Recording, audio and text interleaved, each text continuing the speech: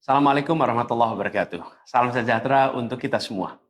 Saudara-saudara sekalian, hari ini KPU telah mengeluarkan pengumuman resmi yang hasilnya dalam versi KPU telah kita dengar bersama. Tapi dalam sebuah pemilihan, proses itu tidak kalah penting daripada hasilnya.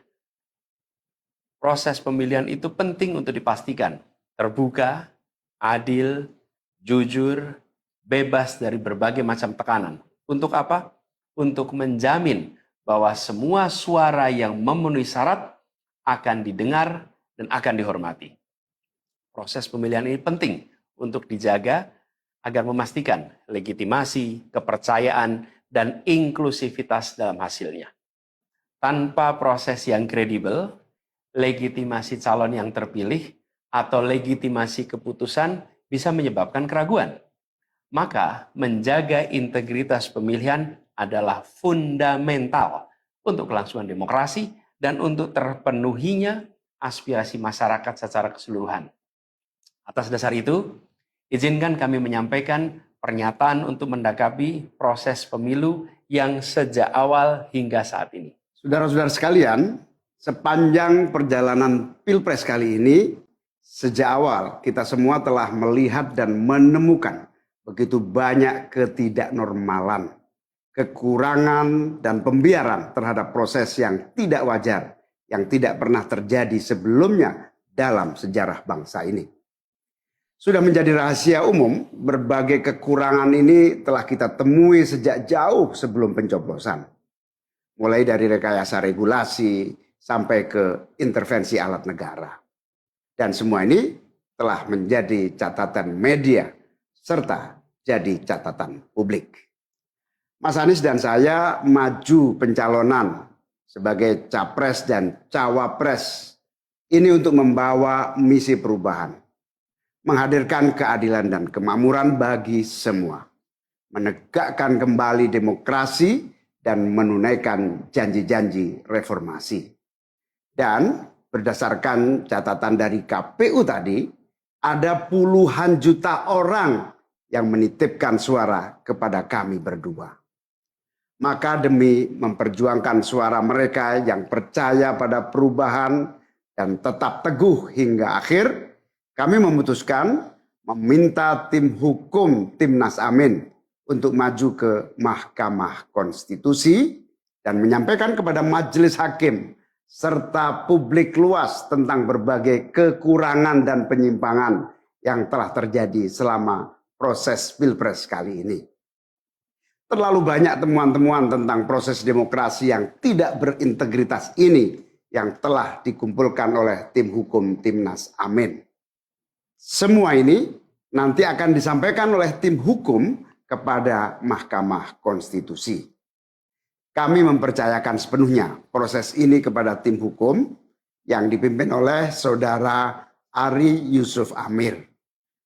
Dan tentu dikawal dan didukung sepenuhnya oleh tim Amin di bawah kepemimpinan Kapten Muhammad Saugi.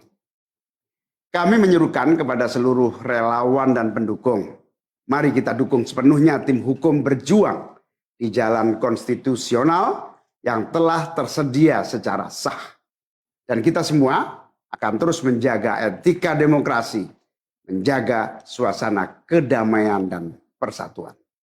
Saudara-saudara sekalian, kepemimpinan yang lahir dari proses yang ternodai dengan penyimpangan, dengan kecurangan, akan menghasilkan rejim yang outputnya nanti, keluarannya nanti adalah kebijakan-kebijakan yang penuh dengan ketidakadilan. Dan ini yang tidak ingin kita temui di Indonesia. Kita tidak ingin ini terjadi. Dalam prinsip negara demokrasi modern, ketika melihat ketidaknormalan, ketika melihat penyimpangan demokrasi, maka langkah yang dilakukan bukanlah marah-marah lalu melakukan agitasi kepada publik. Tapi langkah yang dilakukan adalah mengumpulkan semua sinyalemen, semua bukti-bukti untuk kemudian nanti dibawa ke depan hakim, ke depan Mahkamah Konstitusi. Ini ciri pribadi, ciri organisasi, dan ciri negara yang modern, yang matang, yang beradab. Karena itu sejak awal kami katakan, kami tidak akan gegabah Walaupun kami merasakan sejak masa kampanye sampai pemilihan terlalu banyak ketidaknormalan, penyimpangan yang kami alami. Tapi kami memilih untuk mengumpulkan itu semua secara hati-hati, melakukan validasi, memastikan akurat. Kenapa? Karena kita ingin negeri ini, negara tercinta kita ini terus maju makin matang dalam berdemokrasi, makin matang dalam bernegara. Dan ini kita kerjakan dengan keseriusan. Kita tidak ingin proses demokrasi yang terjadi membuat kita mundur mendekati masa prareformasi. Karena itulah kita menjaga semua proses ini secara baik, secara tertib. Walaupun itu semua kita lakukan, akan ada saja yang berusaha merendahkan usaha konstitusional ini. Ada saja yang nanti akan mendegradasi usaha konstitusional ini. Seakan ini adalah sikap penyangkalan dan tidak mau menerima kekalahan. Izinkan kami tegaskan di sini. Kami tidak ingin membiarkan penyimpangan atas demokrasi itu berlalu tak ditantang. Kami tidak ingin penyimpangan itu berlalu tanpa catatan. Kami tidak ingin ini menjadi presiden yang buruk bagi generasi-generasi yang akan datang. Biarlah cukup berhenti sampai di sini. Jangan ada pembiaran. Bila penyimpangan, pelanggaran dibiarkan, dia menjadi kebiasaan. Bila kebiasaan dibiarkan, dia menjadi budaya. Kita tidak ingin budaya demokrasi kita penuh dengan ketidaknormalan. Kita ingin mengembalikan demokrasi kita menjadi demokrasi yang penuh dengan kewarasan. Demokrasi yang mengedepankan adab. Ini yang harus kita kerjakan. Karena itulah kenapa kita memilih jalur ini. Karena kita ingin agar pengalaman ini nantinya tidak menular. Tidak menular kemana? Ke pemilihan-pemilihan berikutnya. Baik pilpres, nanti akan ada ratusan pilkada, akan ada pileg tingkat 1, tingkat 2, yang tidak boleh mengalami yang pernah kita saksikan sama-sama. Walaupun kami sadar, kita ini dalam situasi yang tidak normal. Banyak yang menyampaikan kepada kami bahwa kemungkinan untuk bisa mendapatkan keadilan itu kemungkinannya amat kecil. Berbagai pihak mengatakan ini lembaga-lembaga negara yang terkait penyelenggaraan pemilu, terkait penyelenggaraan sengketa, telah terkooptasi oleh oknum-oknum yang sudah terbukti melanggar etik. Bahkan ada yang ketuanya sudah melanggar kode etik berkali-kali, sudah diberikan sanksi berkali-kali, tapi tetap saja dibiarkan menjalankan perannya. Padahal perannya memiliki dampak pada kehidupan seluruh bangsa Indonesia dan perjalanan ke depan negara kita. Meskipun kita dengar itu semua, meskipun kita saksikan ketidaknormalan itu, tapi kami tetap memilih berada pada jalan dan jalur konstitusi. Kami berharap pertolongan Allah Subhanahu wa taala, pertolongan Tuhan yang Maha Kuasa.